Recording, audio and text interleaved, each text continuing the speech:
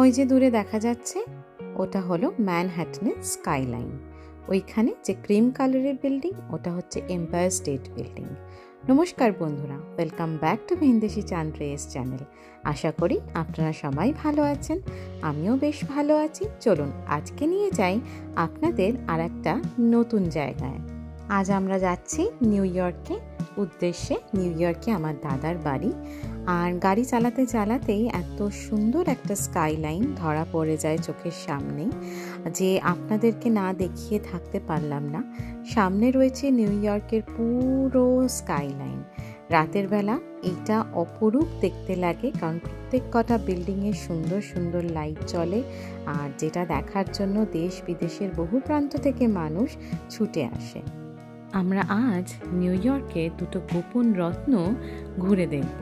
আমরা চলে এসেছি রকফেলার স্টেট পার্ক প্রিজার্ভ, যেটা নিউ ইয়র্কের মাউন্ট প্লেজেন্টে অবস্থিত একটা সুন্দর প্রাকৃতিক উদ্যান। এখানে আপনারা পুরো জায়গাকার ম্যাপটা দেখতেই পাচ্ছেন, সাথে করে কী ধরনের পাখি দেখতে পাওয়া যায় তাদের নাম, আর কী ধরনের গাছ দেখতে পাওয়া যায় এবং কোন জায়গাতে গেলে কী গাছ দেখতে পাবেন সেই সমস্ত ডিটেলস এই ম্যাপটার মধ্যে রয়েছে।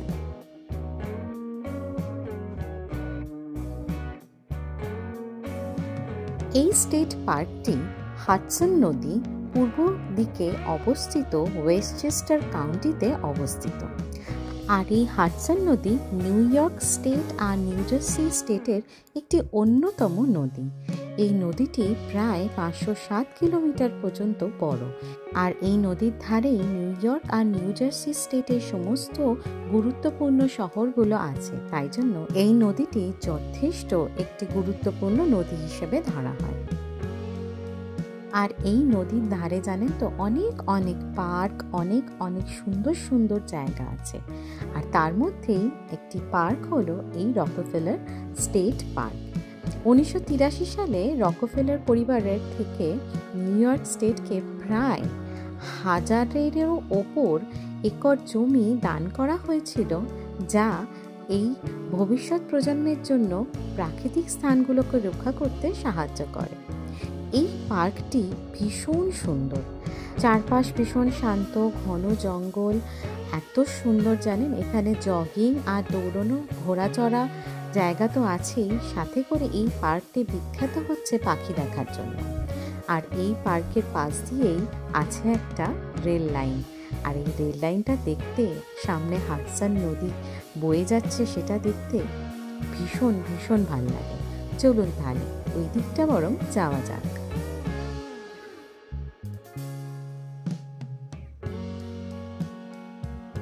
এখানে একটু বলে রাখা ভালো, যারা আমার চ্যানেলটিকে প্রথমবার দেখছেন তারা আমার সাথে বন্ধুত্ব করার জন্য আমার চ্যানেলটিকে সাবস্ক্রাইব করে পাশে থাকা বেল আইকনটি প্রেস করে দেবেন।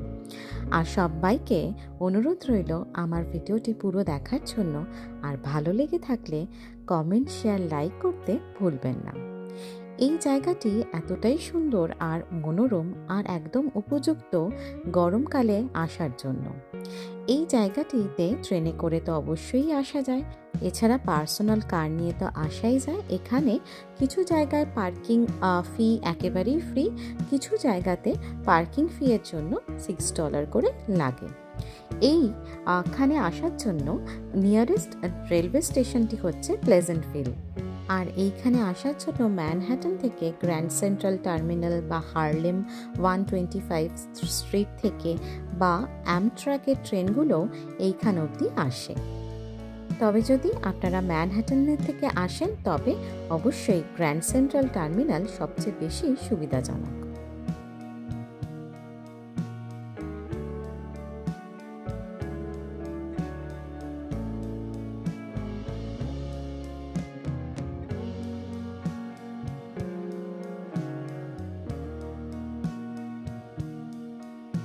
বাহ, এখানে দুটো বেঞ্চও আছে। এইখানে বসে বরং একটু ওয়েট করি, এখান দিয়ে যদি কোনো ট্রেন যায় সেটা তাহলে আপনাদেরকে দেখাতে পারবো। কি সুন্দর দেখতে লাগছে, ঠিক মনে হচ্ছে আমাদের গঙ্গার ধার, কিন্তু হ্যাঁ সামনে পাহাড় আছে আর সেই চক্র রেলের লাইনটা। ঠিক ঠিক গঙ্গার ধারে বসে চক্ররেলের লাইনটার দিকে যখন তাকিয়ে থাকতাম আর ভাবতাম কখন একটা ট্রেন যাবে, কি দারুণ লাগছে দেখতে। এই দেখুন চলে গেল একটা ট্রেন, কি সুন্দর লাগছে না দেখতে? আমারও খুব ভাল লাগছে। আর ওয়েদারটা দেখে বুঝতেই পারছেন যে যথেষ্ট ক্লাউডি, তাই জন্য গরম তো একদমই নেই, বেশ সুন্দর একটা হাওয়া দিচ্ছে আর চারপাশটাতে শুদ্ধ পাখির আওয়াজ আর সুন্দর হাওয়ার আওয়াজ। তাহলে একটুখানি বসে যাই বরং, আর আপনারাও চারপাশটা খুব সুন্দরভাবে এনজয় করুন আর আমিও করি।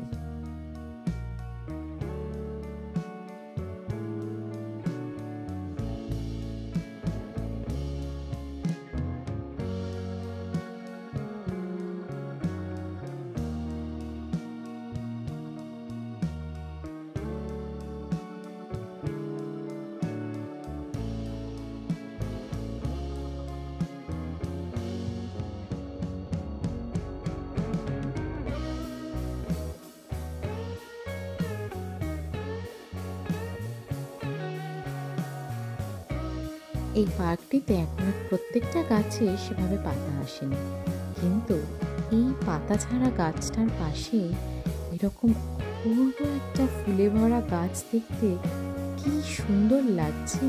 সত্যি প্রকৃতি একদিক থেকে যদি নিয়ে নেয় আর একদিকে ফুলে ফলে ভরিয়ে দেয়। এই ম্যাগনোলিয়া গাছটি দেখতে ভীষণ ভীষণ সুন্দর ছিল। এই গাছটির তলায় যে কতক্ষণ দাঁড়িয়ে আমি ছিলাম, আর এত অপূর্ব লাগছিল। হাওয়ার সাথে সাথে গাছের প্রত্যেক কটা ফুলগুলোর পাপড়িগুলো কি সুন্দর আওয়াজ করছিল। আর টংলুর তো এখানে ভীষণ মজা, যেখান থেকে পারছে লাফাচ্ছে, যেখানে পারছে শুয়ে পড়ছে, যেখানে পারছে ঝুলছে। দেখুন চারপাশটা এত মনোরম, এত সুন্দর আমার লেগেছে। আর সামনেই বয়ে যাচ্ছে হাডসন। আমার এই জায়গাটি বেশ বেশ ভালো লাগলো। আর আপনারা যারা নিউ জার্সি থেকে আমাকে দেখছেন তারা অবশ্যই এই পার্কটিতে এসে একবার ঘুরে যাবেন।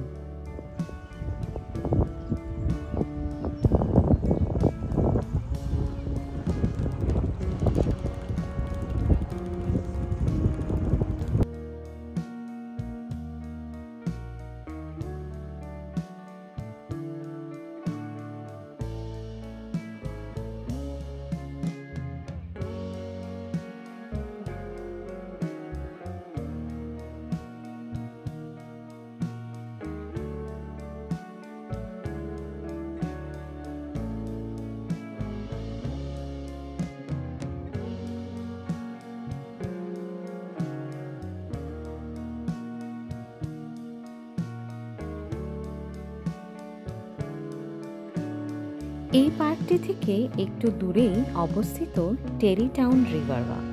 এখন আমরা চলে এলাম সবাই মিলে টেরি টাউন রিভার ওয়াকে। আর একজনকে দেখুন কিরম গড়িয়ে গড়িয়ে পড়ছে। এই টেরি টাউন রিভার ওয়াকটি জানেন হাডসন নদীর ধারে গড়ে ওঠা এই জায়গার সবচেয়ে বড় একটা রিভার ওয়াক। প্রায় 51-52 মাইল লম্বা, মানে বুঝতেই পারছেন যে কতটা অংশ জুড়ে রয়েছে এই রিভার ওয়াকটি।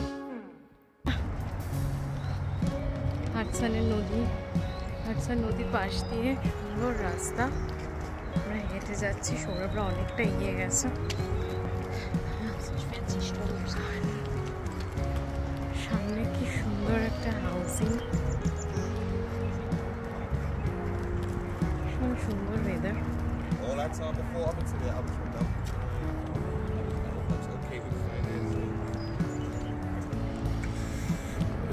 এইগুলো দারুণ লাগছে। আমরা ওই দূরে লাইট হাউসটায় যাব। এই নদীর ধারে যেরকম শ্বাসরুদ্ধকর দৃশ্য উপভোগ করার জন্য রয়েছে এত সুন্দর রিভার ওয়াক, এছাড়াও এইখানে রয়েছে অনেক অনেক হাউজিং কমপ্লেক্স, সবুজ ঘাস, পুরো খোলা জায়গা আর প্রাকৃতিক দৃশ্য উপভোগ করবার জন্য, পিকনিক করার জন্য বা চুপচাপ বসে বিশ্রাম নেওয়ার জন্য এত সুন্দর জায়গা আর কোথায় পাবো। এই জায়গাটিতে রয়েছে আরও একটি আকর্ষণীয় জিনিস, আর সেটি হলো এই লাইট হাউসটি। এই লাইট হাউসটির নাম হলো স্লিপি হলো। এই জায়গাটি 1883 সালে নির্মিত হয়েছে। তাহলে বুঝতেই পাচ্ছেন ঐতিহাসিকভাবে এই দুটি জায়গায় যথেষ্ট তাৎপর্যপূর্ণ। একটি হলো এই লাইট হাউসটি, আর আরেকটি হলো রকফেলার স্টেট পার্ক, যেখানে আমরা গেলাম কিছুক্ষণ আগেই।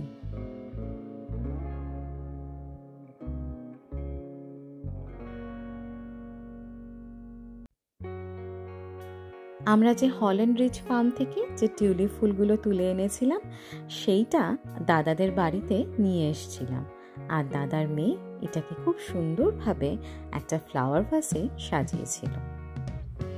তোটা ভাইব্রেন্ট কালার লাগছে, তাই না? আর দাদার বাড়ির এই বারান্দাটা আমার সবচেয়ে প্রিয়। দেখুন কি সুন্দর, কত লম্বা লম্বা গাছ, আর এত সুন্দর হাওয়া দেয় যে এখানে বসে অনেকক্ষণ সময় এমনিই কেটে যায়, কিছু না করে। খালি মনে হয় এখানে এলেই আমি এই জায়গাটাতে চুপ করে বসে থাকি। আর সেদিনকে সন্ধেবেলায় আমরা ডিনারটাও এই বারান্দাতে বসেই সারছিলাম।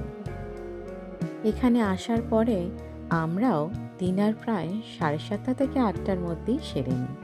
আর যেহেতু গরমকাল, এখনো সানসেট হয়নি, আর একজনকে খুঁজে পাওয়াই যায় না এই বাড়িতে এলে। তাও মাঝে সাঝে একটু দেখা দেয়, এই যে দোলনায় দুলছে। কি অপূর্ব লাগে এই গাছটা, যে বারবার মনে হয় এই দোলনাতে বসে বা শুয়ে শুয়ে চুপ করে দেখি।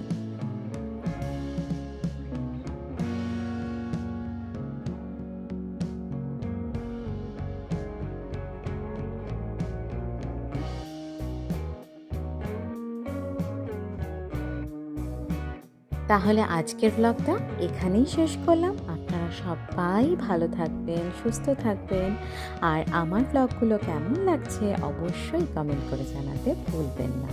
তাহলে চললাম, আবার খুব তাড়াতাড়ি দেখা হবে আমার একটা নতুন ব্লগে। ভালো থাকবেন, টাটা।